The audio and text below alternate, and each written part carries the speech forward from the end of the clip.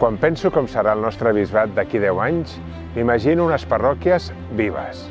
Unes parròquies en les que quan sortim de la celebració de la missa haguem fet una gran trobada amb Jesús ressuscitat i sentim com l'Eucaristia ens transforma.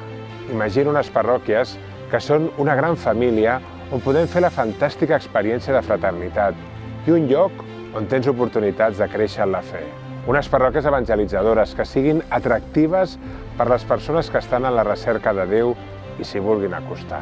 Imagina unes parròquies amb molta sensibilitat per a les persones pobres, malaltes, vulnerables i totes aquelles que ho estan passant malament. En definitiva, unes parròquies que cada cop s'assemblin més a la primera església de Jerusalem.